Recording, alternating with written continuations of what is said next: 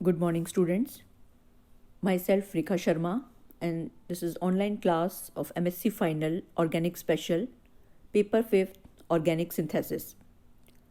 The topic of today's lecture is use of aliphatic nitro compounds in organic synthesis. एक nitro compound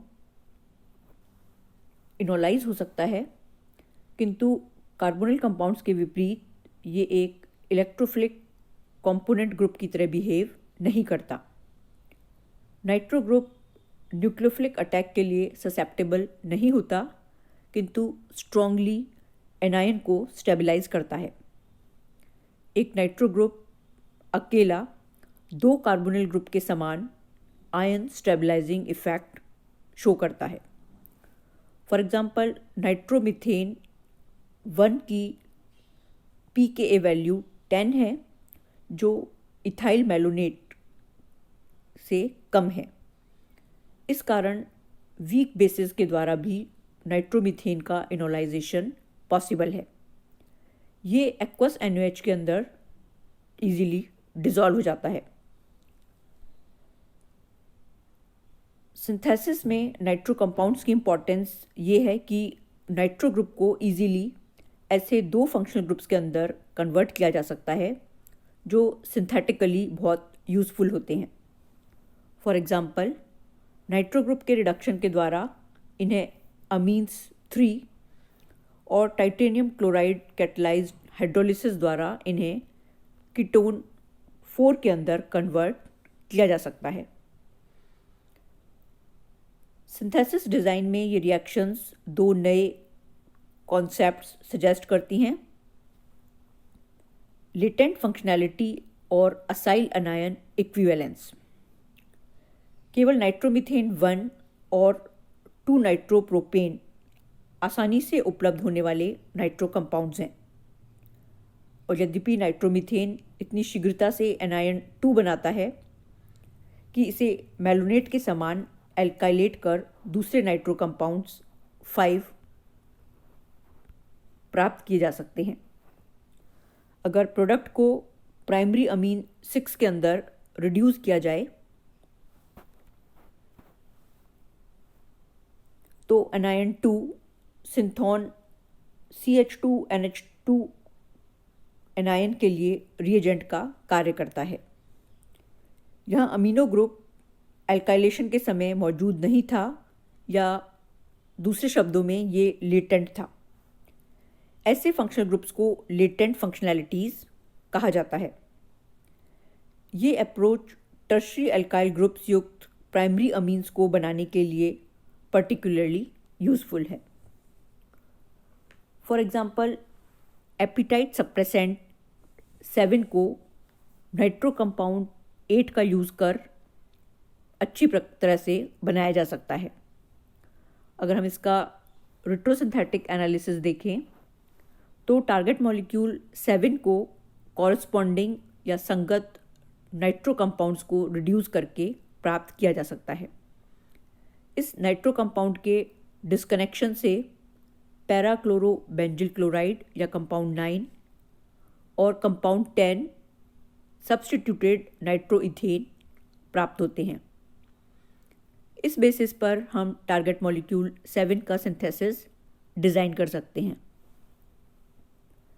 जिसके अंदर compound 10 नाइट्रोएल्केन हमारा starting material होगा, जो base और कंपाउंड 9 यानी पैराक्लोरोबेंजिल क्लोराइड से रिएक्शन के द्वारा कंपाउंड 8 बनाएगा।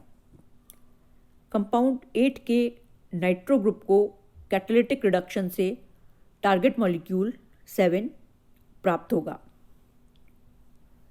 नाइट्रोएल्केन्स एल्डिहाइड्स और कीटोन्स के साथ भी कंडेंस हो सकते हैं, और कंपाउंड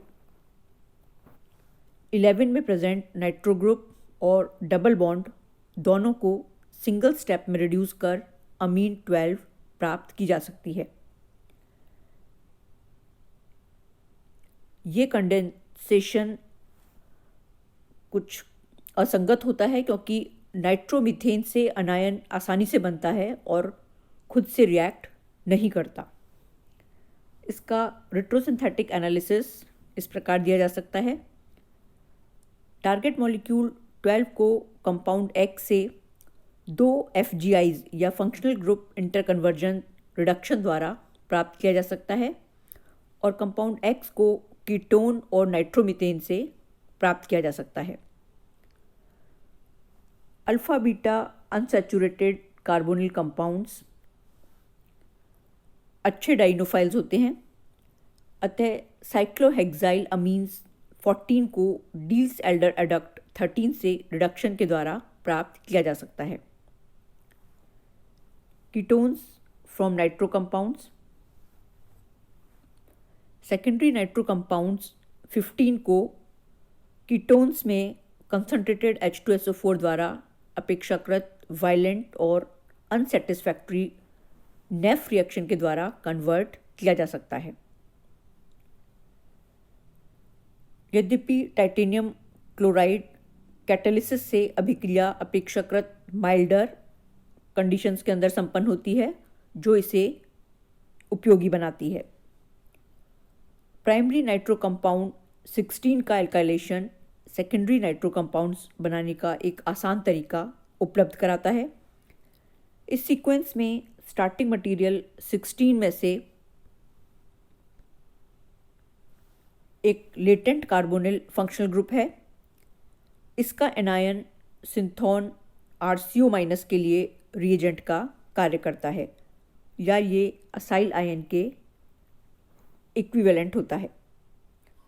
कॉन्जुगेटेड इनॉन 17 कीटोन का एग्जाम्पल है, जिसे नाइट्रो कंपाउंड से निम्न प्रकार बनाया जा सकता है। यदि हम इसका रेट्रोसिंथेटिक एनालिसिस देखें तो टारगेट मॉलिक्यूल 17 को कंपाउंड 18 से FGI या फंक्शनल ग्रुप इंटरकन्वर्जन द्वारा प्राप्त किया जा सकता है। कंपाउंड 18 1,3-ब्यूटाडाइन और नाइट्रोप्रोपीन से डील्स एल्डर रिएक्शन के द्वारा प्राप्त किया जा सकता है तथा नाइट्रोप्रोपीन को इथेनॉल और नाइट्रोमीथेन के कंडेंसेशन से आसानी से प्राप्त कर सकते हैं। इस बेसिस पर हम टारगेट मॉलिक्यूल 17 का सिंथेसिस डिज़ाइन कर सकते हैं, जिसमें स्टार्टिंग मॉलिक्यूल्स इथेनॉल और नाइट्रोमीथेन के बेस कैटालाइज्ड कंडेंसेशन से हमें कंपाउंड 19 प्राप्त होगा। ये कंपाउंड 19 1,3-ब्यूटाडाइन के साथ डील्स एल्डर रिएक्शन के द्वारा नाइट्रो कंपाउंड 18 देगा। कंपाउंड 18 टाइटेनियम क्लोराइड की प्रेजेंस में FGI के द्वारा टारगेट मॉलिक्यूल 17 सिंथेसाइज करेगा। इस रिएक्शन में कंडेंसेशन के द्वारा सेलेक्टिवली हमें ट्रांस प्रोडक्ट प्राप्त होगा। Thank you.